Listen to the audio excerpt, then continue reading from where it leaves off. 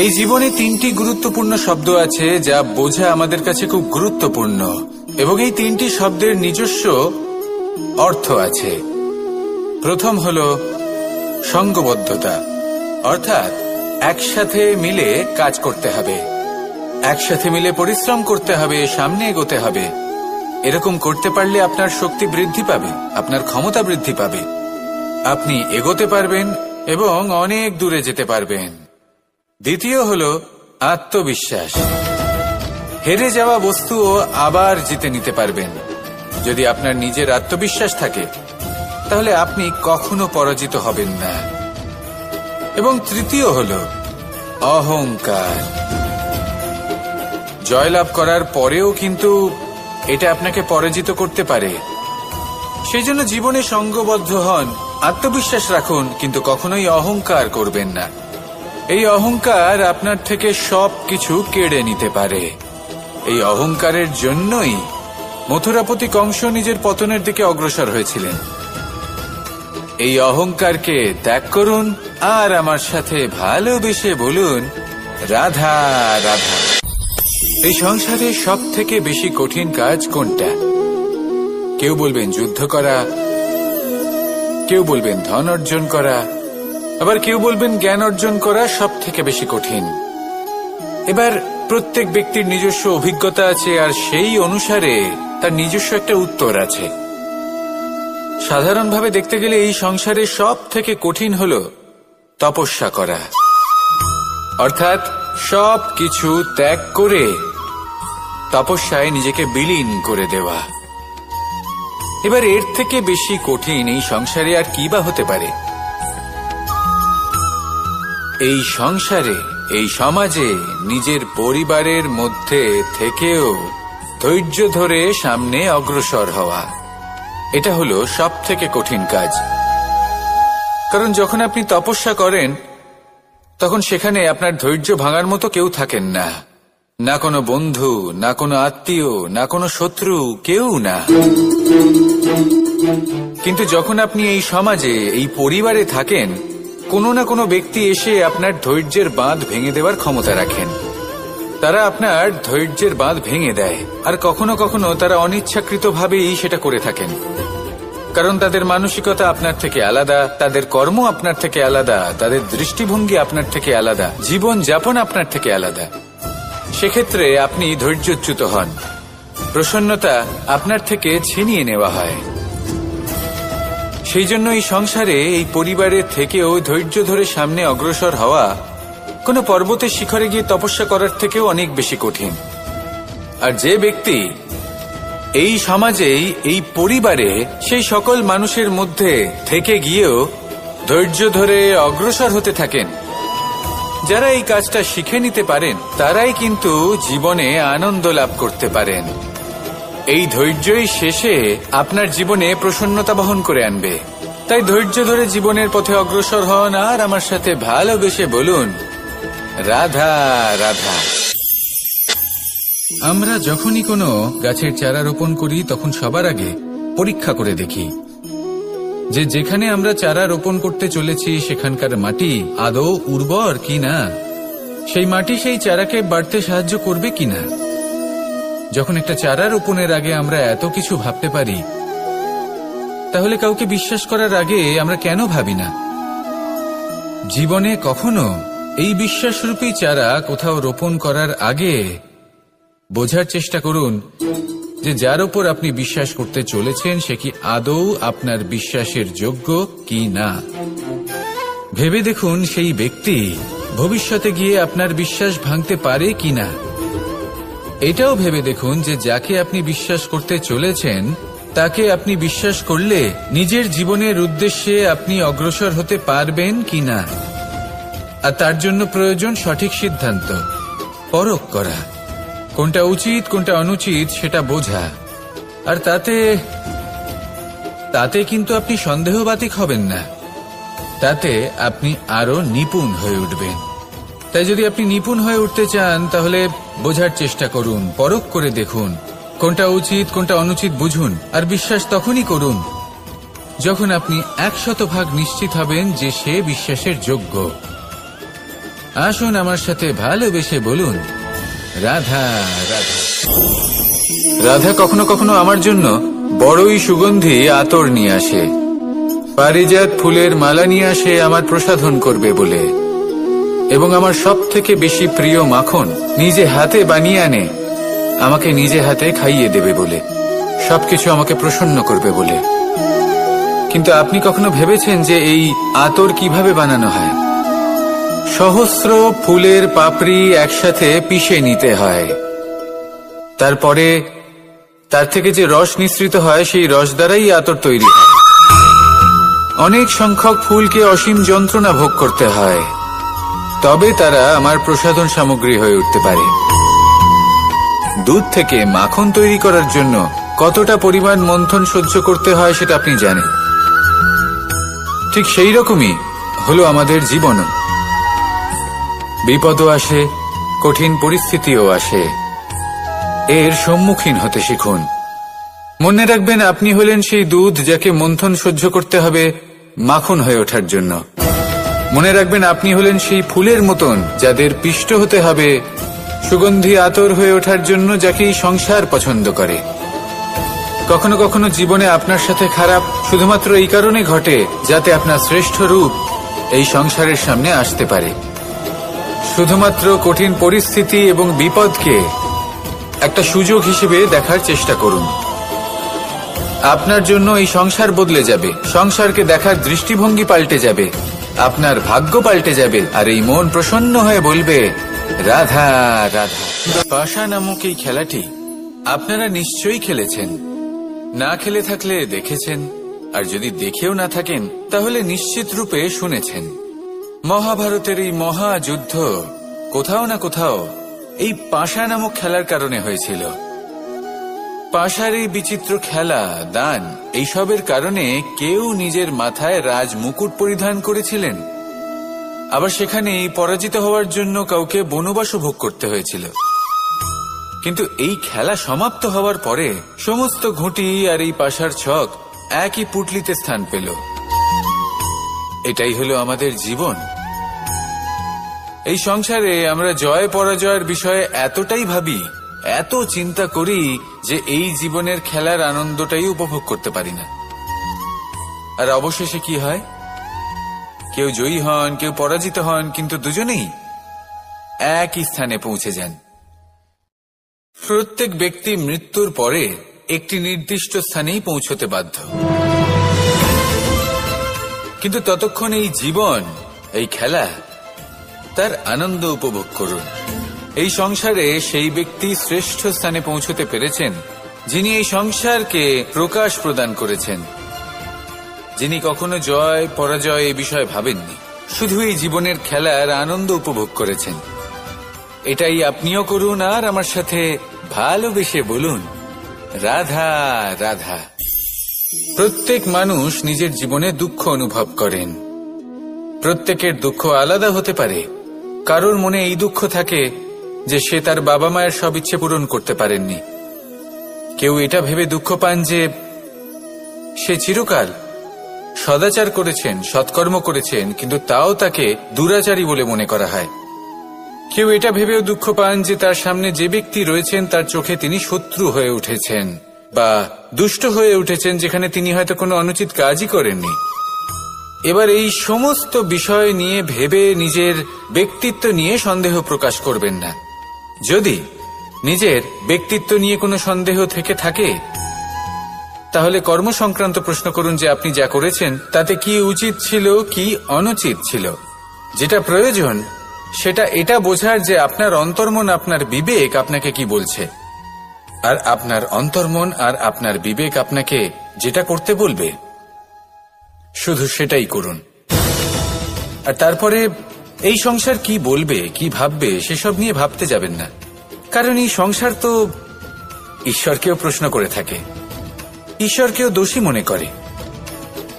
কখনো কখনো যখন কোনো ঘটনা মানুষের ইচ্ছা অনুযায়ী ঘটে না, তখন মানুষ এটা বলে যে হে ঈশ্বর, আপনি আমার পাশে থাকলেন না, আপনি বড়ই কঠোর, এটা আপনার দোষ।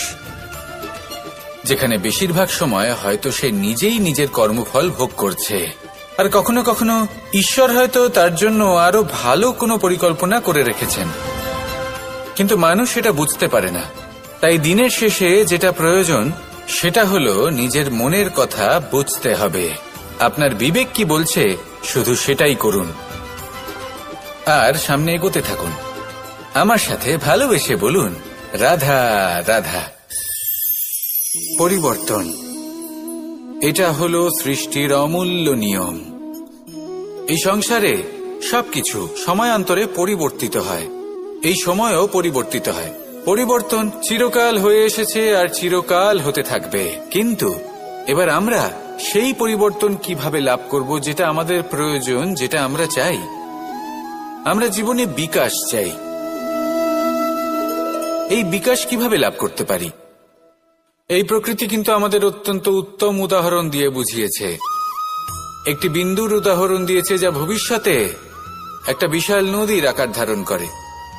এটা কিভাবে হয়? মেঘ থেকে একটি বিন্দু ঝরে পড়ে সেই পর্বতের ওপর যেখানে হিম আছে। সেই হিমের সংস্পর্শে আসা মাত্র সেই বিন্দুর সাথে আরো বেশ কিছু বিন্দু যুক্ত হয়, তারপর তারা অগ্রসর হয়, আরো কিছু বিন্দু যুক্ত হয়, আস্তে আস্তে একটা ক্ষীণ ধারার রূপ ধারণ করে এবং সেটাই ভবিষ্যতে আরো এগোতে থাকে। অনেকটা যাওয়ার পর যখন অনেক সংখ্যক বিন্দু একসাথে যুক্ত হয় তখন সেটা বিশাল নদীর আকার ধারণ করে। এবার আমরা মানুষ বলে আমাদের সাথে এই নিয়মের অন্যথা হয় তা নয়। আমরাও এই প্রকৃতির অংশ, আমাদের ক্ষেত্রেও একই নিয়ম প্রযোজ্য।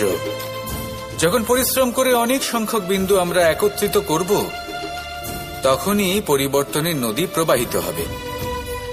প্রয়োজন হলো নিরন্তর পরিশ্রম করা এবং ধৈর্য ধরা। এটা করতে থাকুন, জীবনে সবকিছু লাভ করতে পারবেন, কারণ প্রকৃতি আমাদের এটাই শিখিয়েছে। আর আমরা এই ব্রহ্মরই একটি অংশ, যার দ্বারা এই ব্রহ্মাণ্ড নির্মিত। আসুন আমার সাথে ভালোবেসে বলুন, রাধা রাধা। কখনো এই প্রকৃতির দিকে তাকিয়ে থাকবেন। এই প্রকৃতি অনেক ধরনের শিক্ষা দেয়। কোন একটা গাছকে দেখুন কিভাবে সে মাটি থেকে জল শুষে নেয়। সে ঝড় হোক বা হোক কড়া রোদ সব সহ্য করে এবং অবশেষে সে ফল ধারণ করে। আর সেই ফল উৎপন্ন করার পরে সে ফল কিন্তু সে নিজে গ্রহণ করে না, এই সংসারকে প্রদান করে, যাতে পশু পাখি মানুষ তারা এই ফল গ্রহণ করে শক্তিশালী হয়ে উঠতে পারে, সুস্থ থাকতে পারে। সেভাবেই নদী, সরোবর এরা নিজেরাও কিন্তু নিজেদের জল গ্রহণ করে না, মাটিকে প্রদান করে, পশু পাখিকে প্রদান করে। সূর্য নিজেও নিজের জন্য প্রজ্বলিত হয় না, সে প্রকাশ ছড়িয়ে দিতে চায় আমাদের সবার কাছে, সে আলো পৌঁছে দিতে চায়। এই প্রত্যেকের কর্মে পরমার্থ নিহিত আছে, আর সেই জন্যই এদের সকলকে পুজো করা হয়। তাই মনে রাখবেন, আপনার কাছে জীবন যাপনের অতিরিক্ত যা কিছুই আছে তা পরমার্থের জন্য। তাহলে তার সদ্ব্যবহার করুন আর আমার সাথে ভালোবেসে বলুন, রাধা রাধা। আমরা প্রত্যেকেই অবশ্যই এমন সময় দেখেছি যখন অনেকগুলো সমস্যা একসাথে আমাদের জীবনে এসে পড়ে। সমস্যা আমাদের প্রত্যেকের জীবনেই থাকে। আমরা তার সমাধান খুঁজতে চেষ্টা করি, কখনো সমাধান খুঁজে পাই, আবার কখনো যতই চেষ্টা করি না কেন কোনো সমাধান খুঁজেই পাই না। আর যখন এটা হয় তখন মানুষ অত্যন্ত বিচলিত হয়ে পড়েন। নিজের আত্মীয় স্বজন, নিজের বন্ধু বা সংসার এদের ওপরে এই দোষ চাপিয়ে দেন যে এদের জন্যই এই সমস্যা এসেছে। এবার যদি আমি আপনাকে কোনো পরামর্শ দিই তাহলে এটাই বলবো যে দৃষ্টিভঙ্গি পাল্টে দেখুন। এই দৃষ্টিভঙ্গি দিয়ে দেখুন যে এই সংসারে যে সমস্যায় আসুক না কেন তার জন্য কেউ দোষী নয়, না আপনি না অন্য কেউ। এই পুরো খেলাটাই আপনার মানসিকতা, আপনার দৃষ্টিভঙ্গির, আপনার মনের। কিভাবে বোঝাচ্ছি? যখন আমাদের মন শক্ত থাকে তখন কঠিন থেকে কঠিনতর পরিস্থিতিও আমাদের জীবনে খুব বেশি হলে প্রতিস্পর্ধা হয়ে থেকে যায়। সেখানে যদি আমাদের মন দুর্বল থাকে, তখন অল্প কঠিন পরিস্থিতিও আমাদের কাছে খুব বড় সমস্যা হয়ে যায়, তাই না? একটা শক্ত মন কঠিন পরিস্থিতিকে প্রতিস্পর্ধা হিসেবে দেখে আর তার মধ্যে ওটা সুযোগ খুঁজে নেয়। আমাদের শুধু এটাই করতে হবে। এই সংসারে অন্য কাউকে দোষী মনে করলে আপনার সমস্যা দূর হয়ে যাবে না। সেই জন্য এই সংসারকে দোষ দেওয়ার বদলে এই সমস্যার মূলে চলে যান, সেটাকে বুঝুন, নিজের এই মনকে শক্ত করে তুলুন। যদি আপনার মন শক্তিশালী হয়, তাহলে এই সংসারে অনেক বড় বড় কঠিন থেকে কঠিনতর পরিস্থিতিও যদি আসে, আপনার জীবনে যতই বড় বড় সমস্যা আসুক না কেন, আপনার লক্ষ্য লাভে বাধা দিতে পারবে না। আসুন আমার সাথে ভালোবেসে বলুন, রাধা রাধা। আমরা সবাই পাথর দেখেছি, পর্বতও দেখেছি, শুকনো পাতাও দেখেছি, শ্যামল বনানীও দেখেছি। কখনো ভেবেছেন পাথরের অস্তিত্ব কিন্তু ততক্ষণ পর্যন্ত যতক্ষণ সে পর্বতের গায়ে আটকে থাকে। যখন সেই পর্বত থেকে সেই পাথর ভিন্ন হয়ে যায় ও নিজের অস্তিত্ব হারিয়ে ফেলে। আস্তে আস্তে কখনো পাথর কেটে বা কখনো পিষ্ট হয়ে সেই পাথর আস্তে আস্তে মাটিতে পরিণত হয় এবং পূর্ণরূপে নিজের অস্তিত্ব হারিয়ে ফেলে। এটাই পাতার সাথেও হয়। এই পাতা যতক্ষণ গাছের ডালের সাথে যুক্ত ততক্ষণ তার অস্তিত্ব থাকে। যখনই ডাল থেকে বিচ্ছিন্ন হয়, সেও নিজের অস্তিত্ব হারিয়ে ফেলে। আর এটাই আমাদের সাথেও হয়। যতক্ষণ আমরা নিজেদের আপনজনের সাথে যুক্ত থাকি, আমাদের অস্তিত্ব বজায় থাকে। যখন আপনজনদের সাথে সম্পর্ক ছিন্ন করি, তখন আমরাও আমাদের অস্তিত্ব হারিয়ে ফেলি। এবার এই সংসারের প্রত্যেক ব্যক্তি স্বতন্ত্র থাকতে চান, আর অনেক ব্যক্তি স্বতন্ত্র থাকবেন বলে আপনজনদের দূরে করে দেন আর তাদের সাথে এই সম্পর্ক ছিন্ন করেন। এটা কি সত্যি প্রয়োজন? আপনজনদের সাথে সম্পর্ক ছিন্ন করে নিজের অস্তিত্ব হারিয়ে ফেলা প্রয়োজনীয়, নাকি আপনজনদের সাথে সম্পর্ক বজায় রেখে নিজেদের স্বতন্ত্র করে রাখা সেটা আবশ্যক? নির্বাচন আপনারই। আসুন আমার সাথে ভালোবেসে বলুন, রাধা রাধা। আপনি কি কখনো নৌকা যাত্রা করেছেন?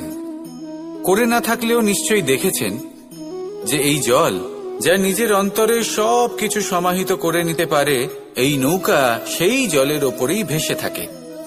নদীর স্রোত কাটিয়ে সে সামনে অগ্রসর হয়। কিন্তু যদি এই নৌকায় কোনো ছিদ্র হয়, তাহলে কিন্তু সেই নৌকা ডুবে যাবে। আর এতে কোনো তফাৎ হবে না যে সেই ছিদ্র ছোট নাকি বড়, নৌকা ডুবে যাবে।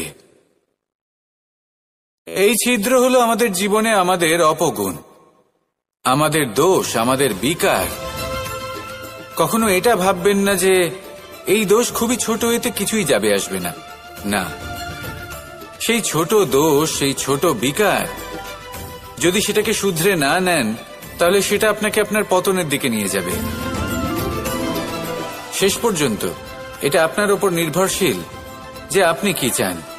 আপনার জীবনের এই নৌকা এভাবেই ডুবে যেতে দেখবেন, নাকি নিজেকে শুধরে নিয়ে সেই নৌকার সেই ছিদ্রটাকে ভরিয়ে তুলতে চাইবেন?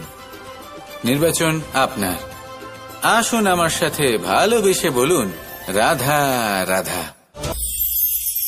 জল, জলই পৃথিবীতে বেঁচে থাকার জন্য আবশ্যক তো বটেই, কিন্তু এই জল আমাদের একটা অত্যন্ত গুরুত্বপূর্ণ শিক্ষা প্রদান করে। কখনো এই জলকে দেখেছেন? যে পরিস্থিতিতেই এই জল প্রবাহিত হোক না কেন, এর উপর যা কিছুই প্রভাব থাকুক না কেন, এর পথে যতই বাধা আসুক না কেন, তার মধ্যে থেকে ও নিজের পথ ঠিক বের করে নেয়, কিন্তু নিজের প্রবাহ থামতে দেয় না, ক্রমাগত অগ্রসর হতে থাকে। সেরকমই একটা শিক্ষা যেটা আমরা জল থেকে পেয়ে থাকি, তা হলো এটা: আমরা যখন জলের দিকে তাকাই, তখন আমরা নিজের প্রতিবিম্ব দেখি, স্পষ্টভাবে দেখতে পাই। কিন্তু তখনই দেখতে পাই যখন এই জল শান্ত থাকে, স্থির থাকে। যদি এই জল অশান্ত হয়ে থাকে, স্থির না হয়, তাহলে আমরা এতে নিজের প্রতিবিম্ব দেখতে পাই না। এটাই আমাদের মনের সাথেও হয়ে থাকে। যখনই জীবনে কোনো সংকট আসে, যদি আমরা শান্ত মনে, স্থির মনে সিদ্ধান্ত নিই, তাহলে সেটা এমন একটা শীতল সিদ্ধান্ত হবে যেটা আমাদের ভবিষ্যৎকে একটা শ্রেষ্ঠ স্থানে নিয়ে যাবে। যদি এই মন অশান্ত হয়, বিচলিত হয়, পীড়িত হয়, দুঃখিত হয়ে থাকে, রুষ্ট হয়ে থাকে, তাহলে অনেক সময় আমরা এমন সিদ্ধান্ত নিই যেটা আমাদের জন্য অনুচিত প্রমাণিত হয়। যখন আপনি ক্রুদ্ধ ছিলেন বা দুঃখের বশে ছিলেন, তখন অনেক সময় হয়তো এমন সিদ্ধান্ত নিয়েছেন যেটার জন্য ভবিষ্যতে আপনি অনুশোচনা করেছেন। এবার দেখুন, এই আবেগগুলো থেকে আমরা পালাতে পারবো না, কিন্তু এই আবেগগুলো আপনার উপর কতটা প্রভাব ফেলবে সেটা আমরা অবশ্যই ঠিক করতে পারি। এই মনকে আমরা নিয়ন্ত্রণ করতে পারি। এটাই করুন, চিন্তা করুন, এই মনকে শান্ত রাখুন, স্থির হতে চেষ্টা করুন, আর তারপরে সিদ্ধান্ত নিন। আসুন আমার সাথে ভালোবেসে বলুন, রাধা রাধা। এই সংসারে ভৌতিক বস্তুরও নিয়তি আছে। যারাই এই সংসারে আসে বা উৎপন্ন হয়, তারা কিছুমাত্র সময় পর্যন্তই এখানে থাকতে পারে, আর তারপরে সেও লুপ্ত হয়ে যায়, অর্থাৎ সে নিজেও এই পঞ্চমহাভূতে সমাহিত হয়ে যায়। আমাদের সাথেও ঠিক এটাই হয়। সেই জন্যই ঈশ্বর দ্বারা প্রদত্ত এই উপহারের বিষয়ে ভাবুন, এই জীবনের বিষয়ে ভাবুন। ঠিক যেমন বিশ্বাস ভঙ্গ হলে কোনো ব্যক্তি আমাদের কাছে অপরিচিত হয়ে যান, ঠিক সেরকমই শেষ নিঃশ্বাস ত্যাগের পর এই শরীরও আমাদের কাছে পরই হয়ে যায়। তাই এই শরীর থাকাকালীন শ্রেষ্ঠভাবে একে সদ্ব্যবহার করুন, এই জীবনে শ্রেষ্ঠ কর্ম করুন, আর এই জীবনকে শ্রেষ্ঠভাবে যাপন করার জন্য কিছু কথা বোঝা প্রয়োজনীয়। যদি আপনি কারোর প্রশংসা করেন, তাহলে পূর্ণ হৃদয় দিয়ে করুন। যদি আপনি হস্তক্ষেপ করে থাকেন, তাহলে মস্তিষ্ক দ্বারা করুন। যদি আপনি সমীক্ষা করেন, তাহলে বিবেক দ্বারা করুন। যদি আপনি ধন অর্জন করতে চান, তাহলে নীতি অনুসারে চলুন। যদি জীবনযাপন করতে চান, তাহলে রীতি মেনে করুন। আর যদি ঈশ্বরের ভজন করতে চান, তাহলে ভক্তিভাব নিয়ে করুন। শুধু এই কথা মনে রাখবেন যে আপনার এই জীবন কিন্তু অনিশ্চিত কাল পর্যন্তই আছে। কতক্ষণ আছে সেটা কেউ জানে না। তাই কিছু মুহূর্ত যেটা যাপন করতে আমরা এখানে এসেছি, সেখানে ক্রোধ, অহংকার, ঈর্ষা, এইসব আবেগের কি গুরুত্ব বলুন তো? এগুলো ত্যাগ করুন। মানুষকে ক্ষমা করতে শিখুন, আস্তে আস্তে বিশ্বাস করতে শিখুন। এই সংসারে নিঃস্বার্থভাবে প্রেম করতে শিখুন, আর সবার মধ্যে আনন্দ বিতরণ করুন। তাই এই সব গুণ যদি আপনি আত্মসাৎ করতে পারেন, তাহলে আপনার জীবনে শুধু আনন্দ এবং আনন্দই বিরাজমান হবে। আসুন আমার সাথে ভালোবেসে বলুন, রাধা রাধা। এবার কখনো কখনো জীবনে আমাদের মনে হয় যে চতুর্দিকে শুধুমাত্র অন্ধকারই হয়ে আছে। প্রত্যেকেরই তা কখনো মনে হয়। আর তখনই আমাদের নিরাশ হলে চলবে না, আমাদের দুঃখী হলে চলবে না। সেই সময় আমাদের খুঁজতে হবে নিজেদের আশেপাশে, চতুর্দিকে, আর কোথাও না কোথাও আমরা প্রকাশ অবশ্যই দেখতে পাব, আশার একটা কিরণ অবশ্যই দেখতে পাব। কেউ এমন একটা কর্ম করেন যেটা দেখে আমরা প্রেরিত হয়ে যাই, আর এমন কোনো কর্ম যদি আপনারা করেন, তাহলে সেই কর্ম আপনার মনকে প্রসন্ন ভাব, আনন্দ এবং ভালোবাসা দ্বারা ভরিয়ে তুলবে। আপনার অন্তরের সেই অন্ধকারের অন্ত করবে, দুঃখেরও অন্ত করবে। আর এই মন প্রসন্ন ভাব নিয়ে বলবে, রাধা রাধা। যদি কোনো সিংহ বানরের মতো গাছে চড়তে চেষ্টা করে, তাহলে কি হবে? একটা মাছ যদি মাটিতে হাঁটতে চেষ্টা করে, তাহলে কি হবে? তারা বিফলই হবে। কিন্তু এরকম কেন হয়? তার কারণ হলো প্রকৃতির রচনা কিছুটা এরকম। এখানে প্রত্যেকটি ব্যক্তিকে, প্রত্যেকটি প্রাণীকে আলাদা আলাদা গুণের অধিকারী করা হয়েছে, এবং সকলকে একটা সীমাও প্রদান করা হয়েছে। এবার এই যে বৃক্ষ, পশু, পাখি, এদের মধ্যে সেই ক্ষমতাই নেই যে এরা নিজেদের যাচাই করতে পারবে, নিজেদের সীমাগুলো বুঝতে পারবে, নিজেদের সদ্গুণগুলো চিনতে পারবে, এরা সেটা করতে পারবে না। কিন্তু মানুষ তো আলাদা। মানুষের কাছে সেই বিশেষ শক্তি আছে যে তারা পূর্ণরূপে নিজেদের যাচাই করতে পারবে, নিজেকে পূর্ণরূপে বুঝতে পারবে, নিজের দোষ, নিজের অপগুণ, নিজের সদ্গুণ, নিজেদের সীমাগুলো তারা বুঝতে পারবে। আর এটা অত্যন্ত গুরুত্বপূর্ণ। কথায় আছে যে যদি সাফল্য লাভ করতে হয় তাহলে নিজেকে যাচাই করে নিতে হবে। তাই নিজেকে যাচাই করুন, নিজের সাথে পরিচিত হয়ে যান এবং জীবনে কর্ম করতে থাকুন। সাফল্যের শিখরে অবশ্যই পৌঁছে যাবেন। আর ওখানে যদি যান তাহলে এই মন প্রসন্ন হয়ে অবশ্যই বলবে রাধা রাধা। বনের মধ্যে যদি আপনি কোনো বিষাক্ত সাপ দেখেন তাহলে কি করবেন? আপনি তখনই তার থেকে দূরে পালাতে চেষ্টা করবেন। আর এটা কেন করবেন? নিজের রক্ষার্থে। এই কথা আমি নয় মেনে নিলাম, কিন্তু নিজের জীবনে এটা করেন না কেন? আপনি যেখানেই যান, যে স্থানেই যান না কেন, প্রত্যেক সময়, প্রত্যেক মুহূর্তে এমন বিষাক্ত সাপ আপনি অবশ্যই খুঁজে পাবেন। আর সেই সাপ নয় যাদের আপনি বনে খুঁজে পাবেন, এরা হলো সেই সাপ যা আপনাকে পাপ করতে বাধ্য করবে। আপনার অন্তরের বাসনা, ক্রোধ, অহংকার, লোভ, ঈর্ষা এদের বৃদ্ধি ঘটাবে। দেখুন, বনের এই সাপ আপনাকে একবার ছেড়ে দিতেও পারে, ছোবল নাও মারতে পারে, কিন্তু এই যে পাপরূপী সাপ আছে তা অবশ্যই ছোবল মারবে। কর্ম যদি করেন তাহলে অবশ্যই ফল পাবেন। সেই জন্য যখনই কোথাও যাবেন, যদি এমন কাউকে দেখেন, যদি এমন কিছু দেখেন যে আপনাকে পাপ করতে বাধ্য করছে, তাহলে সেই মুহূর্তে সেখান থেকে পালিয়ে যান। যেমন বনের সাপ দেখে আপনি পালাতে থাকেন। সৎকর্মের রক্ষা অত্যন্ত আবশ্যক। আসুন আর আমার সাথে ভালোবেসে বলুন রাধা রাধা। মনুষ্য জীবনের সব থেকে বেশি গুরুত্বপূর্ণ বিষয় হল মনের একাগ্রতা। এই সংসারের যে কটি মহান কার্য সম্পাদন হয়েছে তা হল মনের এই একাগ্রতার একমাত্র ফল। আপনি অবশ্যই দেখে থাকবেন, অনেক ছোট বড় নদী যা বয়ে চলে তাদের সামনে একটা বাঁধ নির্মাণ করা হয় সেই সব নদীর জল সঞ্চয় করতে। বাঁধ হয়ে গেলে প্রয়োজন মতো বা মনের ইচ্ছে মতো তাকে ব্যবহার করা সম্ভব। এবার এটাই আমাদের মনের সাথেও সম্ভব। আমাদের মনের একাগ্রতা আজকের দিনে দাঁড়িয়ে বিভিন্ন ধরনের বিকার, ক্রীড়া এবং ভোগের মধ্যে ভাগ হয়ে গেছে। একে একত্রিত করতে হবে, একটা বাঁধ নির্মাণ করতে হবে। শুধু এটাই করতে হবে, যেটা উচিত কর্ম সেটাই করুন, যেটা অনুচিত কর্ম সেটা করা থেকে নিজেকে বিরত রাখুন। এটাই করতে হবে, যেটা উচিত কর্ম সেটাই করুন, যেটা অনুচিত কর্ম সেটা করা থেকে নিজেকে বিরত রাখুন। ব্যাস, এই কাজটাই আপনি করতে থাকুন, করতে থাকুন। মনের মধ্যে একাগ্রতার বাঁধ নির্মাণ করুন। আর একবার যদি তা নির্মাণ হয়ে যায় তাহলে যখন চাইবেন, যেখানে চাইবেন, যতটা চাইবেন একাগ্রতা প্রয়োগ করতে পারবেন। আর একবার যদি আপনি এটা শিখে যান তাহলে এই সংসারকে বদলে ফেলার মতো কাজ আপনি করতে পারবেন, সমাজকে শোধরাবার মতো কাজ করতে পারবেন।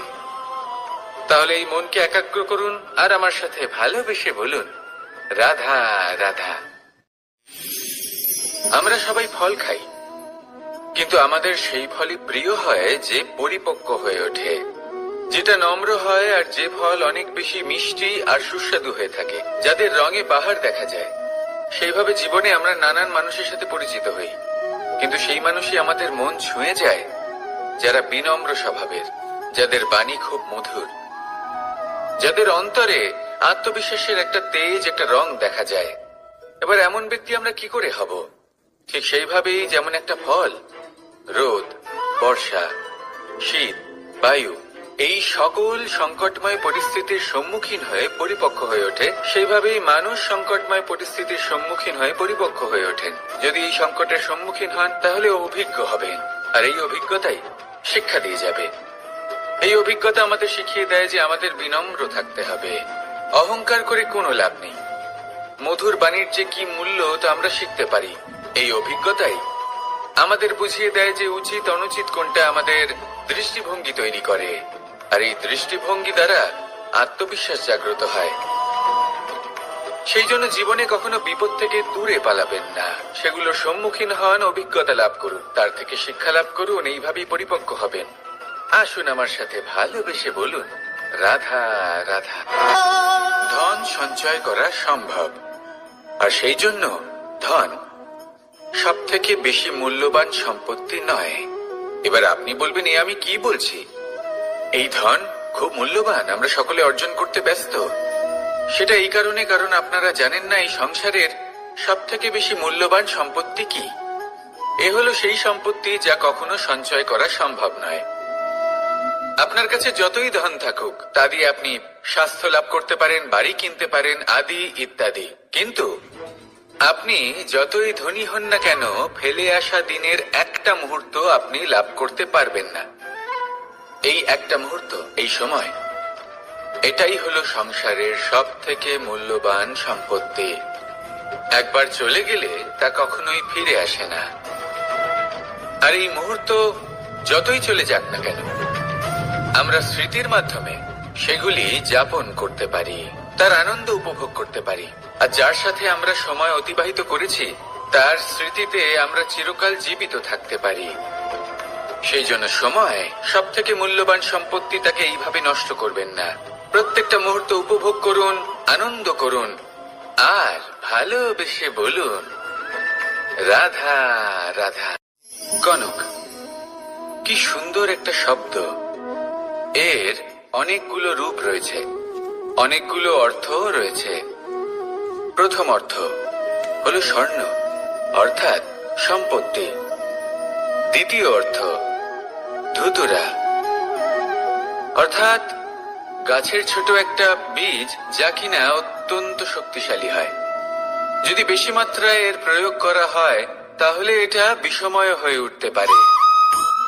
এই হলো সেই ধুতুরা, যার প্রয়োগ মহাদেবের পুজোতে করা হয়। এবার প্রশ্ন হলো এটাই যে, এই স্বর্ণ এবং এই ধুতুরার মধ্যে মিল কি রয়েছে? মিল হলো এটাই যে, এই দুটোই মানুষকে মত্ত করে তোলে।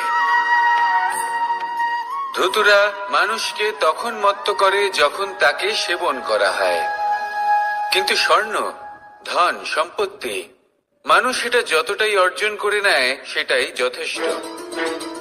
এই স্বর্ণ মানুষের ভাবনা চিন্তা করার ক্ষমতাকে বশ করে ফেলে। মানুষ সম্পত্তির লোভে মত্ত হয়ে ওঠে, কারণ যে যত চমৎকারী, যতটা অমূল্য হয়, তাকে সামলানো কিন্তু ততটাই কঠিন, তাই না? তাই মনে রাখবেন, ধন, স্বর্ণ, সম্পত্তি, এগুলো ধুতুরার থেকেও অনেক বেশি বিষাক্ত হতে পারে। তাই এর ওপর আত্মসংযমের একটা কবচ পরিয়ে রাখবেন এবং বিবেকের শক্তির সাথে এগুলো প্রয়োগ করুন, তবেই কল্যাণ হবে। আসুন আমার সাথে ভালোবেসে বলুন, রাধা রাধা। রোগ যদি এসে থাকে, তাহলে তার ওষুধও অবশ্যই আসে। সমস্যা যদি আসে, তাহলে সেই সমস্যার সমাধানও নিজে থেকেই আমাদের কাছে চলেই আসে। এই সংসার, এই জীবনের শুধুমাত্র একটাই নিয়ম আছে, আর তা হলো এটাই, এই সংসার হলো একটা চক্রের মতো। এতে শাশ্বত বলে কিছু নেই, নিত্য বলে কিছু নেই, আর যা কিছুই রয়েছে সব বদলাতে চলেছে। যদি আপনার জীবনে দুঃখ থাকে, সমস্যা থাকে, যদি আপনি বিপদ দ্বারা আচ্ছন্ন, তাহলে মনে রাখবেন সবকিছু বদলে যেতে চলেছে। দুঃখের সময় কাঁদবেন না, মনকে আরো দুঃখী করে তুলবেন না, কারণ এখানে যা কিছুই এসেছে তা যাওয়ার জন্যই এসেছে। তাহলে এত চিন্তা কিসের? আনন্দ সহকারে জীবন যাপন করুন, আর আমার সাথে ভালোবেসে বলুন, রাধা রাধা। মানুষের জীবনে তিনটি গুণ অত্যন্ত প্রয়োজনীয়: শ্রদ্ধা, বিনম্রতা, যোগ্যতা। যদি জ্ঞান লাভ করতে চান, তাহলে শ্রদ্ধার প্রয়োজন। যদি মান লাভ করতে চান, তাহলে স্বভাবে বিনম্র হওয়া প্রয়োজন। আর যদি মনোবাঞ্ছিত স্থান লাভ করতে চান, তাহলে যোগ্যতার প্রয়োজন। বিষয়টা সহজ। শ্রদ্ধা আপনাকে জ্ঞান দেবে, নম্রতা আপনাকে মান, আর যোগ্যতা উচিত স্থান দেবে। কিন্তু যদি আপনি এই তিনটি গুণ সম্মিলিত করেন তাহলে এমন কিছু লাভ করবেন যা এই সব কিছুর থেকে অনেক ঊর্ধ্বে। সম্মান। আর এ হলো সেই সম্মান যা প্রত্যেক মানুষের নিজের জীবনে লাভ করতে চেষ্টা করা উচিত, কারণ এই হলো সেই সম্মান যার কারণে আপনি চলে যাওয়ার পরেও এই সংসার আপনাকে ভালোবাসবে আর মনে রাখবে। আসুন আমার সাথে ভালোবেসে বলুন, রাধা রাধা।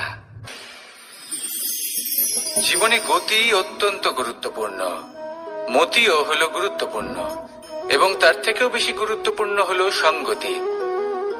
একটা জলের ফোঁটা, তার মধ্যে গতি থাকে, প্রকৃতির মধ্যে তা লাভ করার ইচ্ছে নিহিত থাকে, কিন্তু এই যে সঙ্গতি তা নির্ধারিত করে যে এই জলের ফোঁটা ঝিনুকের মুখে পড়ে মুক্ততে পরিণত হবে নাকি বিষাক্ত সাপের মুখে পড়ে বিষে পরিণত হবে।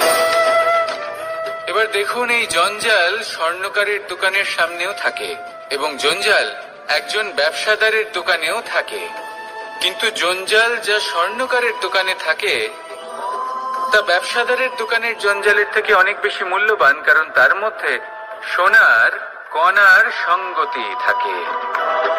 সেই জন্য জীবনে সঙ্গতির উপর বিশেষ গুরুত্ব দেবেন। যেমন সঙ্গতি তেমনই আপনি হবেন। আসুন আমার সাথে ভালোবেসে বলুন, রাধা রাধা। প্রত্যেক প্রাণী ভালোভাবে জীবন যাপন করতে চান, এটা তাদের স্বভাবে আছে এবং ভাবাটা অনুচিত নয়। কিন্তু একটা ভালো জীবনের গুরুত্বপূর্ণ অংশ কোনটা? বসবাসের স্থান, সেই স্থান যেখানে আমরা জীবন অতিবাহিত করি। এবার মানুষ ভাবতে পারেন যে একটা ভালো বাসস্থানের অর্থ কি? সেই স্থান যেখানে সহজে জল পাওয়া যায়, যেখানে শুদ্ধ বায়ু পাওয়া যায়, যেখানে আনাজ উৎপন্ন হয়। এটা জীবনযাপনের জন্য পর্যাপ্ত বটে, কিন্তু ভালো জীবনযাপনের জন্য আরো একটা কথা আপনাকে বুঝতে হবে। সাধু, জ্ঞানী, পণ্ডিত ব্যক্তি, এই সকল মহাপুরুষ, এনাদের যে বাসস্থান তা অত্যন্ত বিশেষ হয়। এখানে এক ধরনের বিশেষ ইতিবাচক শক্তি থাকে, এমন একটা স্থান যেখানে দেবতারাও বিচরণ করেন। জীবন আমরা সবাই যাপন করি, কিন্তু জীবনের উদ্দেশ্য শুধুমাত্র জীবন যাপন করা নয়। জীবনের উদ্দেশ্য হলো মুক্তি লাভ করা। আর এই সকল সাধু, জ্ঞানী, পণ্ডিত ব্যক্তি, এই সকল মহাপুরুষ আপনাকে মুক্তির পথে নিয়ে যেতে পারেন, কারণ এরা হলেন সেই মহাপুরুষ যারা নিজেদের অন্তরের বিকার, অহংকার, ক্রোধ, বিদ্বেষ, এই সকল দোষগুলিকে ত্যাগ করেছেন, এদের ওপর বিজয় লাভ করেছেন। এমনই একজন ব্যক্তি আপনাকে মুক্তির পথে নিয়ে যেতে পারে।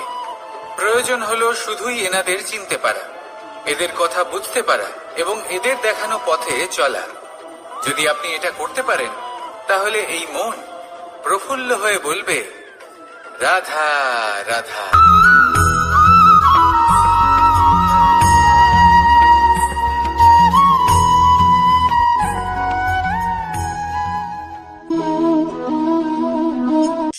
এই শুকনো পাতাটিকে দেখুন, নিষ্প্রাণ হয়ে পড়েছে। একটা গাছের ডালে ছিল, সেই গাছ ওর লালন পালন করত। যখন যখন বাতাস বইত, এই পাতায় কম্পন দেখা দিত, মনকে প্রফুল্ল করে তুলত। কোনো একদিন এই পাতা গাছের ডাল থেকে ঝরে পড়ে গেল। নিঃসন্দেহে ও নিজের স্বাধীনতা পেল, কিন্তু আস্তে আস্তে শুকিয়ে গেল, নিষ্প্রাণ হয়ে গেল। দেখুন, আমি এই কথা বলছি না যে স্বাধীনতা অনুচিত, কখনোই না, কিন্তু যে কোনো পরিস্থিতিতে স্বাধীন হতে চাওয়া এটা নিশ্চিত রূপে অনুচিত।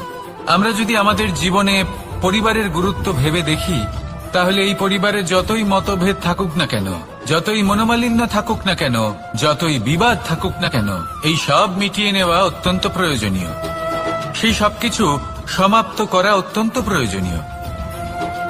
কখনো এই পরিবারকে ভাঙতে দেবেন না, কখনো এই পরিবার থেকে দূরে চলে যাবেন না। এই পরিবার হলো আমাদের জীবনের একটা অমূল্য সম্পদ, অমূল্য এক আশ্রয়, যা এই সংসারে হয়তো কোথাও আপনি পাবেন না। তাই একে আগলে রাখুন। পরিবার সেই গাছ আসুন আমার সাথে ভালোবেসে বলুন রাধা। সেই গাছ, আসুন আমার সাথে ভালোবেসে বলুন রাধা রাধা।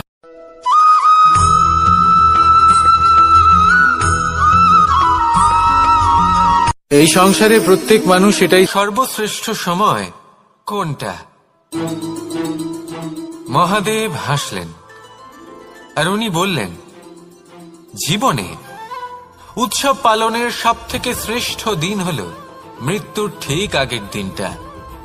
প্রেম ভাগ করে নেওয়ার সবথেকে শ্রেষ্ঠ মুহূর্ত হল মৃত্যুর ঠিক আগের মুহূর্ত।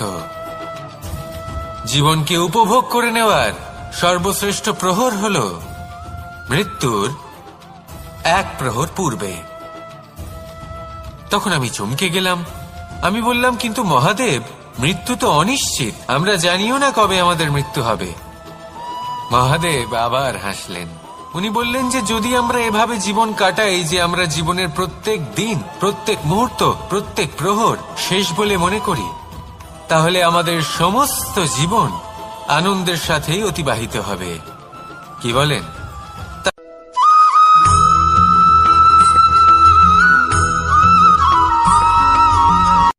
সংসারে আমাদের জীবনে যখন কোনো সুখ বা দুঃখ আসে, তার জন্য আমরা কাউকে না কাউকে অবশ্যই দায়ী করে থাকি, তাই না?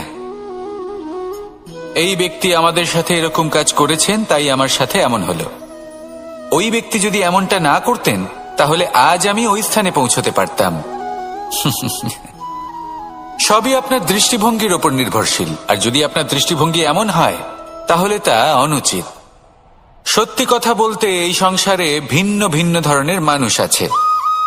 এটা আপনার উপর নির্ভর করছে কিভাবে তাদের স্বাগত জানাবেন। একবার ভাবুন, আমি আমার দুটো হাত সামনে নিয়ে এলাম, দুটো মুঠো খুলে দিলাম।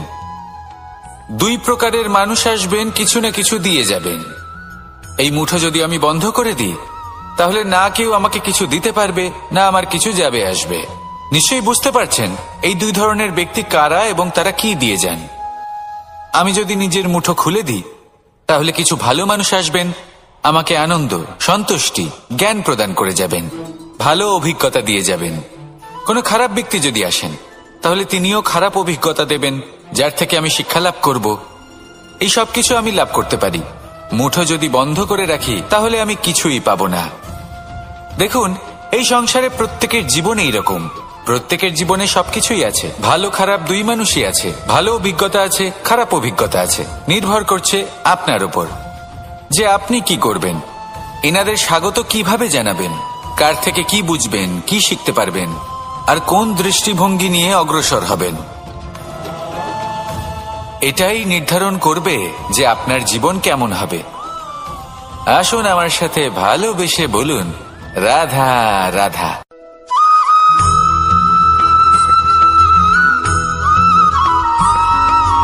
জীবনে অগ্রসর হওয়ার জন্য আমাদের কাকে প্রয়োজন হয়? মাতা পিতা, বন্ধু, প্রেম, সাহায্য, অর্থ, পরিশ্রম, আশা। ভিন্ন ভিন্ন মানুষ ভিন্ন ভিন্ন বিকল্প চয়ন করে।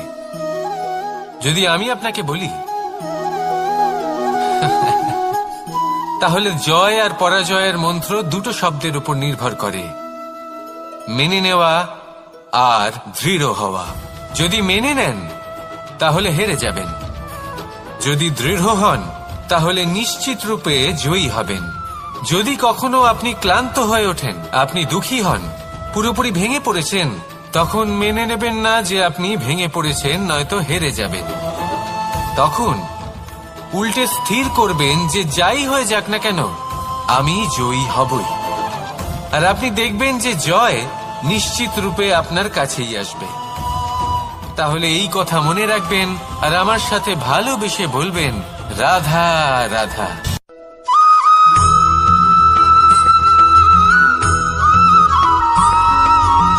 ভালো, শুধু ওনাদের কঠোর ব্যবহার দেখলে আমরা একটু ভয় পেয়ে যাই। এবার ওনাদের এই কঠোর ব্যবহার আমাদের ভালো না লাগলেও অত্যন্ত আবশ্যক, কারণ মাতার থেকে আমরা যে শক্তি লাভ করি তা যেন নিয়ন্ত্রণ হারিয়ে বিধ্বংসী না হয়ে ওঠে। আমরা যেন কোনো কুপথে না চলে যাই, আমরা কখনো যেন দোষ না করে ফেলি শুধু সেই জন্য পিতা এবং গুরু একটু কঠোর হয়ে ওঠেন, এবং ওনাদের এই কঠোর আচরণ ভবিষ্যতে গিয়ে আমরা অবশ্যই বুঝতে পারি। জীবনে কিছু বছর আমরা এগিয়ে যাই আর তারপর আমরা বুঝতে পারি যে বাবা এবং গুরু আমাদের যথেষ্ট ভালোবাসতেন, কিন্তু ওনাদের ভালোবাসার বহিঃপ্রকাশ আলাদা।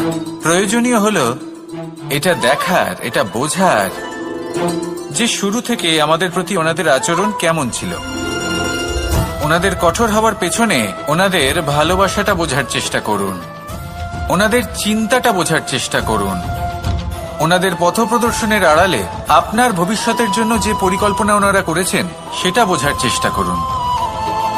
তখন আপনারা বুঝতে পারবেন ওনাদের ভালোবাসাকে। আপনার মনের মধ্যে আপনা থেকেই ওনাদের প্রতি সম্মান জেগে উঠবে। নিজের পিতা এবং নিজের গুরু এই দুজনের প্রতি কৃতজ্ঞতা প্রকাশ করুন আর আমার সাথে ভালোবেসে বলুন, রাধা রাধা।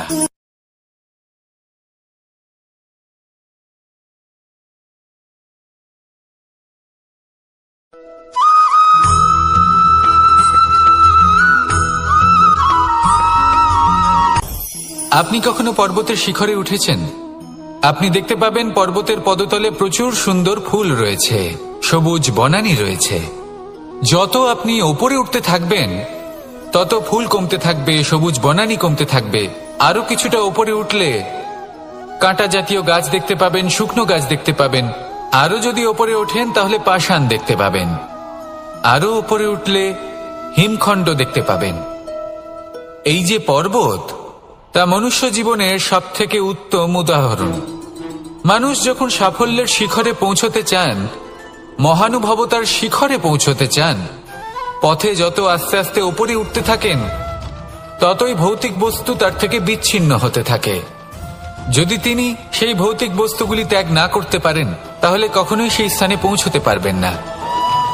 আর মানুষ যদি উচিত ত্যাগ করতে পারেন, পথে অগ্রসর হতে থাকেন, এগোতে থাকেন, তাহলে একদিন না একদিন তিনি মহানুভবতার, জ্ঞানের, সাফল্যের হিমের স্বাদ অবশ্যই লাভ করবেন। মনে রাখবেন, মানব জীবনে ত্যাগ হলো অত্যন্ত গুরুত্বপূর্ণ অংশ। আসুন আমার সাথে ভালোবেসে বলুন, রাধা রাধা।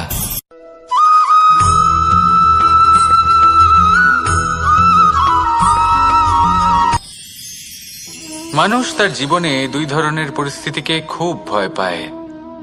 এক, কোনো কারণবশত কারোর সামনে নত হওয়া, কথায় কারোর সামনে নত হতে হয়।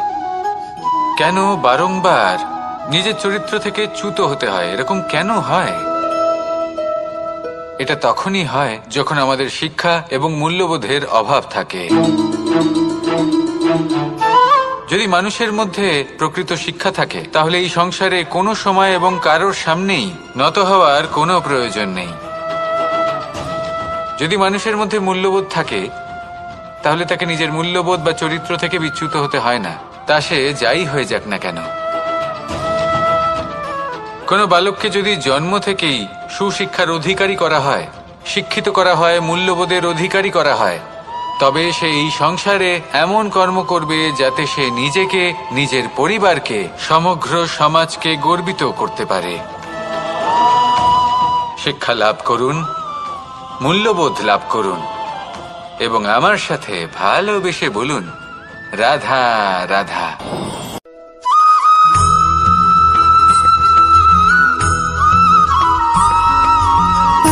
সুখ, দুঃখ এবং শক্তি, এই তিন হলো এই সংসারের ত্রিদেবের মতো। আমাদের জীবনে যা কিছু ঘটছে এই তিনটির ভিত্তির উপরেই হচ্ছে। আসলে এই সংসারের একটা নিয়ম আছে, যখনই আপনি কিছু লাভ করেন এই সংসার আপনার পরীক্ষা নেয়। এটা জানার জন্য আপনার পরীক্ষা নেয় যে আপনি যা কিছুই লাভ করেছেন আপনি কি আদৌ সেটার যোগ্য কিনা। ঠিক সেইভাবেই এই সুখ, দুঃখ এবং শক্তি আপনার পরীক্ষা নিয়ে থাকে। যখন সুখ আসে তখন সে আপনার পরীক্ষা নেয় যে আপনার মধ্যে অহংবোধ জাগ্রত হয়নি তো। যদি অহংবোধ চলে আসে তাহলে সুখ সেখানেই সঙ্গ ত্যাগ করে। দুঃখ আপনার ধৈর্যের পরীক্ষা নিতে থাকে, আর যদি আপনার মধ্যে ধৈর্য না থাকে তাহলে এটা আপনাকে আরো বেশি দুঃখের গভীর অন্ধকারে ঠেলে দেবে। সেখানে শক্তি পরীক্ষা নেয় আপনার বিনম্রতার। যদি আপনি বিনম্র না হন, তাহলে হয় এই শক্তি আপনার সঙ্গ ত্যাগ করবে, নয় এই শক্তি বিনম্রতার অভাবে আপনার পতনের কারণ হতে পারে। এই সংসারে যে কোনো ব্যক্তি যিনি এই পরীক্ষায় উত্তীর্ণ হয়ে থাকেন, এই জীবনে তিনি সাফল্য লাভ করেন। আসুন আমার সাথে ভালোবেসে বলুন, রাধা রাধা।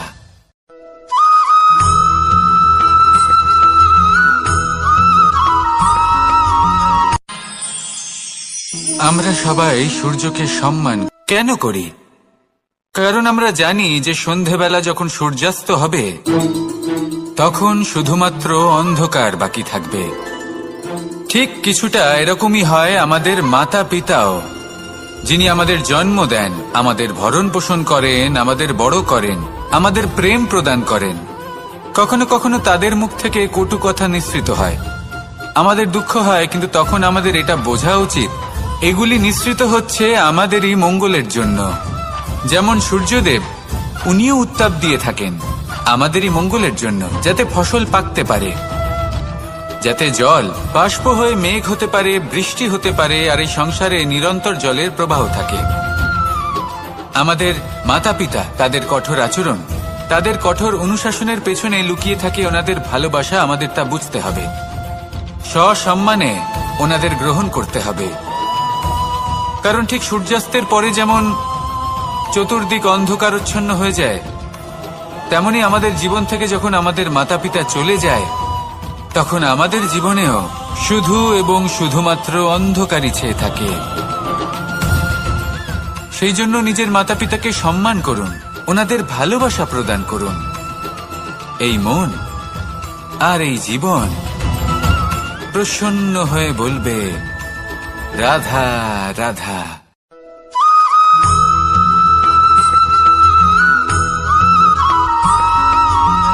এই সংসারে সবথেকে বেশি কোমল বস্তু হলো রেশম।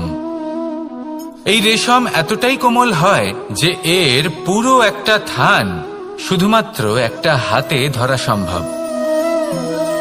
কখনো ভেবে দেখেছেন এই রেশম কিভাবে হয়? একটি কীট তার লালার দ্বারা উৎপন্ন হয়। এই কীট সেই রেশমকে পাক দিতে থাকে, পাক দিতেই থাকে, দিতেই থাকে, আর আস্তে আস্তে তার মধ্যেই জড়িয়ে পড়ে। শেষে ওর এই সুন্দর অমূল্য সৃষ্টি রেশমের এই সুতো, তার নির্মাণ কার্য পূর্ণ হয়, কিন্তু তাতেই ও নিজে বন্দী হয়ে যায়। নিজেরই মায়াজালের এই বন্দী গৃহে নিজেই ফেঁসে যায়। এবার এই সুতোকে ব্যবহারযোগ্য করে তোলার জন্য এই কীটগুলিকে এই কবচের সাথেই ফুটন্ত জলে ফেলে দেওয়া হয়। এই সংসারে যদি আমাদের স্বপ্ন এই সংসারের দুঃখ হরণ করার জন্য, এই সংসারে সুখ বিতরণ করার জন্য হয়, তবেই আমাদের প্রগতি সম্ভব। যদি আমাদের এই স্বপ্ন শুধুই আমাদের এবং আমাদের স্বার্থ সিদ্ধির জন্য হয়, তাহলে এই স্বপ্ন আমাদের অন্ধ করে দেবে, আমাদের অন্ধকারের পথে নিয়ে যাবে, আর আমরাও সেই কীটের মতো হয়ে যাব। নিজেদেরই মায়াজালে আমরা নিজেই ফেঁসে যাব, আর শেষে আমরা যদি কিছু লাভ করি তা হবে একাকিত্ব, অন্ধকারময় মৃত্যু।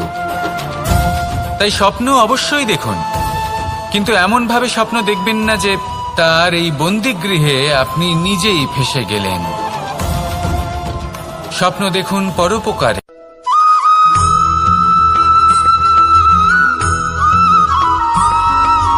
কথায় আছে, প্রত্যেক পুত্র তার পিতার প্রতিচ্ছবি হয়, আর সমস্ত প্রতিচ্ছবি চায় যেন সে তার অস্তিত্ব প্রাপ্ত করতে পারে। পুত্র চায় সে যেন তার পিতার মতো হয়, বা কখনো কখনো তার থেকেও শ্রেষ্ঠ হয়। সেটা কোনো অনুচিত ব্যাপার নয়। অনুচিত তখন হয় যখন পুত্র নিজের পিতার মতো হবার স্বপ্ন পূরণ করতে গিয়ে বা তার থেকেও শ্রেষ্ঠ হওয়ার স্বপ্ন পূরণে অনুচিত পথের আশ্রয় নেয়। কারণ তারপরে সে তার পিতার গুণগুলি আত্মসাৎ করতে চায় না। সে শুধুই এটা চায় যে সংসারের চোখে যেন আমি শ্রেষ্ঠ প্রমাণিত হই। এটা অনুচিত। সংসারে এমন অনেক মানুষ আছেন যারা এই কারণে শ্রেষ্ঠ হওয়ার চেষ্টা করেন যাতে তার পরিবারের, তার পিতার সম্মান বৃদ্ধি পায়।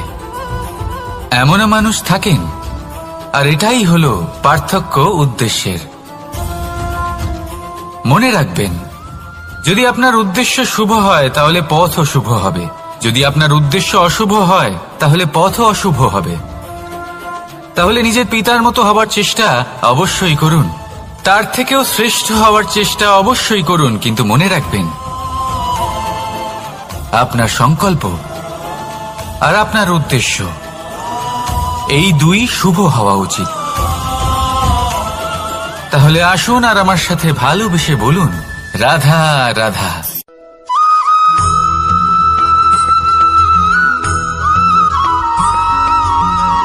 মানুষ ভাবেন যে ধন অর্জন করা হলো অত্যন্ত গুরুত্বপূর্ণ। তিনি আজীবন ধন অর্জন করতে থাকেন, ধন অর্জন করার চেষ্টা করতে থাকেন। সে যাই হয়ে যাক না কেন, পরিশ্রম করতে থাকেন। স্বাস্থ্যের দিকে নজর দেন না, না উচিত সময় খাবার খান, না উচিত সময় ঘুমোতে যান, না পর্যাপ্ত সময় পর্যন্ত ঘুমন, কিছুই না। ধন অর্জন করতেই থাকেন, করতেই থাকেন। আর কিছু সময় পরে যখন তিনি অসংখ্য ধন লাভ করে ফেলেন, তখন তার সাথে ওনার শরীরে অনেক রোগ বাসা বাঁধে। এইসব রোগের উপচার করতে করতে সেই সমস্ত ধন যা উনি অর্জন করেছেন তা তিনি ব্যয় করে ফেলেন। শেষ পর্যন্ত কি হয়? আমরা যেভাবে এসেছি ঠিক সেইভাবেই ফিরে যাই, ধন এখানেই থেকে যায়। দেখুন, একটা অত্যন্ত গুরুত্বপূর্ণ কথা রয়েছে যে আপনার বোঝা উচিত। এই যে ধন, তার ব্যবহার করুন জীবনকে আরো ভালো করে তোলার জন্য। ধনের সদ্ব্যবহার করা উচিত, এমন যেন না হয় এই ধন আপনাকে ভোগ করে ফেলে। এই জীবনকে নিশ্চিত রূপে আরো শ্রেষ্ঠ করে তুলুন, কিন্তু এই ধন অর্জন করার এই প্রক্রিয়াতে নিজের সারা জীবনকে নষ্ট করে ফেলবেন না। এই জীবন উপভোগ করতে শিখুন আর আমার সাথে ভালোবেসে বলুন, রাধা রাধা।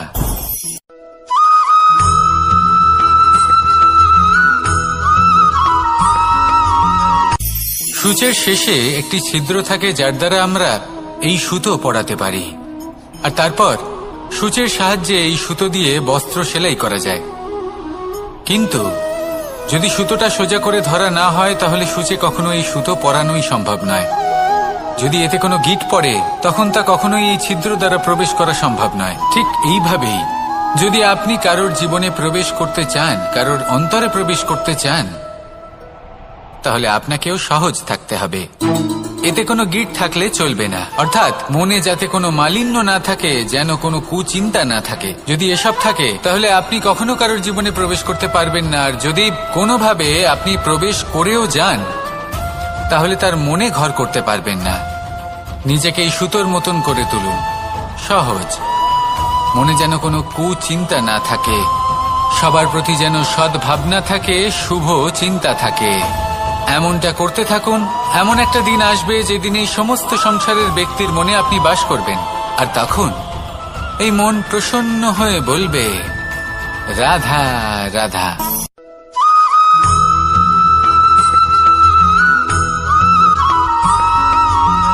এবার অনেক সময় মানুষের মনে এরকম প্রশ্ন আসে যে এই সংসারে সবথেকে বড় বিপদ কি? কেউ বলে ধর্ম সংকট, আবার কেউ বলে প্রাণের উপর আসা সংকট। প্রত্যেক মানুষের জীবনে বিভিন্ন সংকট আসে, আর এই সমস্ত সংকট অত্যন্ত বিচিত্র হতে পারে। এই সমস্ত সংসার হলো সংকট দ্বারা পরিপূর্ণ। ঠিক আছে, আপনাকে একটা উদাহরণ দিই। একজন ধনী ব্যক্তি, এবার ওনার জীবনে সংকট কি হতে পারে? সংকট এটাই যে কেউ তার সম্পত্তি চুরি না করে নেয়, আমরা বুঝতে পারছি।